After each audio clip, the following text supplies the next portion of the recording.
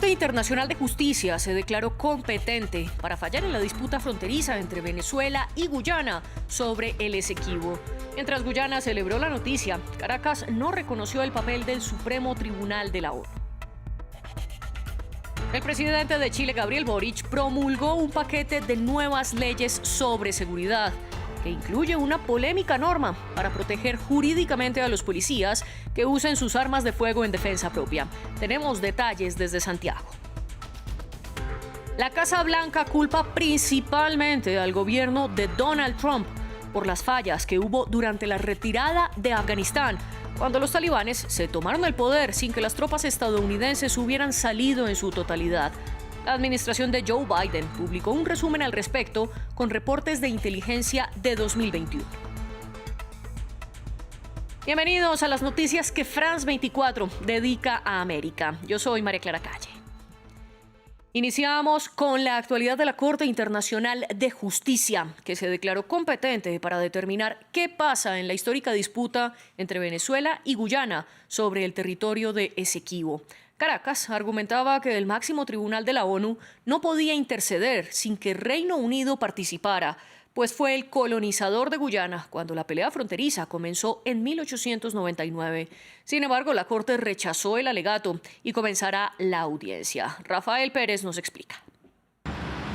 Un desacuerdo territorial con más de un siglo de existencia continúa sobre la mesa de la justicia internacional. El máximo órgano judicial de las Naciones Unidas se declaró con jurisdicción en el diferendo limítrofe que sostienen Venezuela y Guyana. El espacio en disputa es abundante en petróleo, gas y otros minerales. Representa el 70% del territorio guyanés. Georgetown aplaudió el anuncio. Todos los Estados miembros de las Naciones Unidas, incluidos Guyana y Venezuela, están obligados, en virtud de la Carta de las Naciones Unidas, a cumplir con las sentencias vinculantes de la Corte. Sin embargo, Venezuela no reconoce el rol de la Corte Internacional de Justicia. Que la República Bolivariana de Venezuela no reconoce el mecanismo judicial como medio de resolución de la mencionada controversia, por cuanto excluye la naturaleza y objeto de este acuerdo.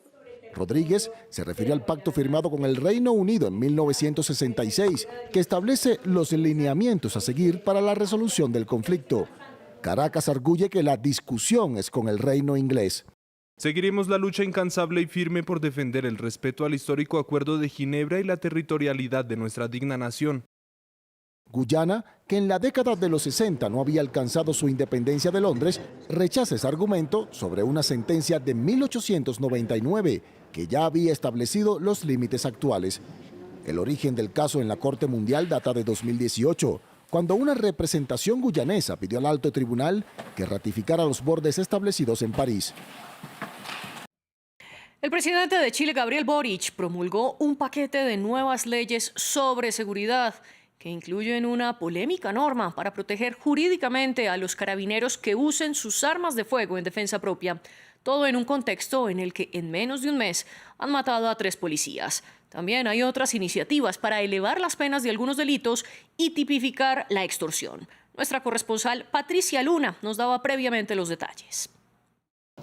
Jornada de conmoción y luto en la que se vive en Chile tras el asesinato del tercer policía en 23 días, lo que agrava una crisis de inseguridad que se vive en el país, que constituye la primera preocupación de los chilenos y también una de las preocupaciones fundamentales del gobierno de Gabriel Boric. Boric acudió al funeral de este policía en el que se vivieron momentos de mucha conmoción, como cuando se acercó a contener a una viuda desconsolada, y al que también acudieron varios expresidentes de la historia reciente del país, como la expresidenta Michelle Bachelet y los expresidentes Sebastián Piñera y Ricardo Lagos, entre otras autoridades. Tras eso, Boric se dirigió al Palacio de la Moneda y realizó un discurso, lo hizo rodeado de varios de sus ministros más importantes, todos vestidos de luto riguroso, con el gesto muy contenido, en el que se anunciaron una serie de medidas, como el incremento de 1.500 millones de dólares anuales para comprar un mayor equipamiento para que las policías puedan realizar su trabajo y también para mejorar los procesos de investigación investigación y los procesos judiciales en torno a los delitos. Además, anunció la puesta en marcha del plan Calle sin Violencia y afirmó que seguirá trabajando para garantizar la seguridad ciudadana, pero también social y económica de todos los chilenos. Eso, entre otra serie de medidas, en una jornada en la que además el presidente promulgó de manera express la polémica Ley Naín Retamal, que modifica el uso de las armas por parte de las policías en los casos de legítima defensa, pero también promulgó otras 3 nuevas leyes, una que tipifica el delito de extorsión y otras 2 leyes que agravan las penas en caso de secuestro y también en caso de porte de armas en lugares muy congregados.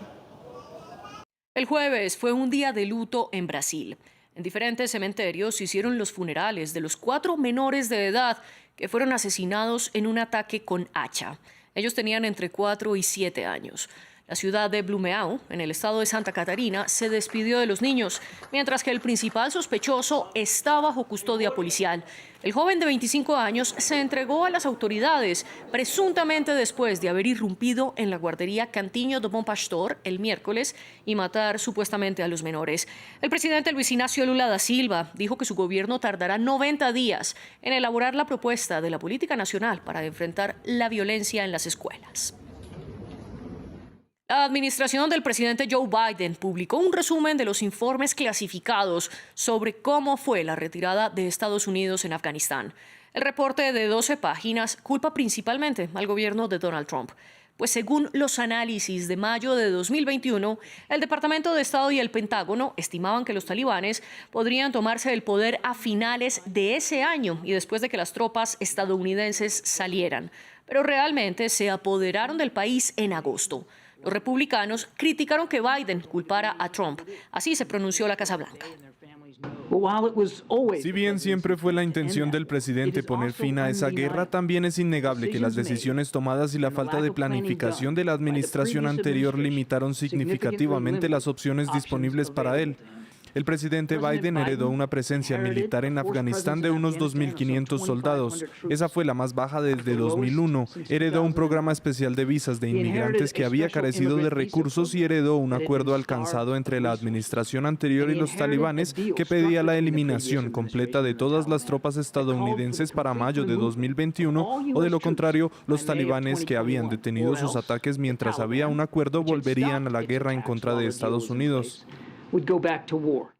Luego de las restricciones durante los años de pandemia, Centroamérica vuelve a vivir con intensidad las celebraciones de Semana Santa.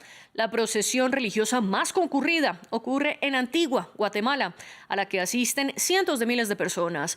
Muchos de ellos viajan desde otros países como El Salvador, Honduras y Nicaragua. Nuestros corresponsales Andrés Suárez Jaramillo y Aurora Bayud nos traen la historia. En la víspera de la procesión religiosa que más fieles católicos congrega en Centroamérica, Carlos Martínez apenas tendrá 1 hora para dormir. Guatemala es el corazón de la fe, de la religiosidad popular.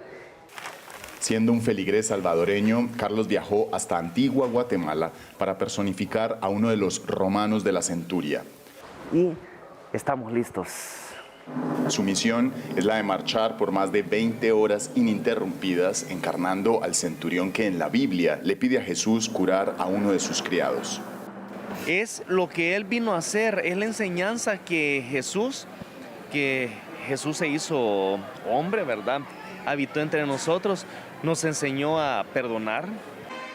Cerca de 300.000 personas, entre fieles y curiosos, acuden a admirar la escultura consagrada de Jesús Nazareno de la Caída. Pedro Pablo Rives, feligrés de la Hermandad Santa Lucía, asiste a estas procesiones desde hace 12 años por devoción. Recordemos que somos la Semana Santa, la Jerusalén de Centroamérica y de América. Tenemos imágenes que nos representan de más de 300 años, imágenes que ya están consagradas acá en la Guatemala. En Antigua, ciudad patrimonio cultural de la humanidad, durante la Semana Santa la ocupación hotelera es de más del 90%. Tras enterarse de las procesiones a través de un documental, Jessica y su esposo viajaron desde Malta para vivir de cerca la experiencia. Es muy bonito. Hay muchas procesiones, muchas estatuas, 60 personas cargando este Jesús. Lo estamos disfrutando mucho. El Instituto de Turismo de Guatemala calcula que los ingresos turísticos por la Semana Santa podrían sobrepasar los 345 millones de dólares, un crecimiento del 20% con respecto a la Semana Santa de 2022 y una recuperación del 95% con relación a la del 2019. Hasta aquí las noticias. Sigan con France 24.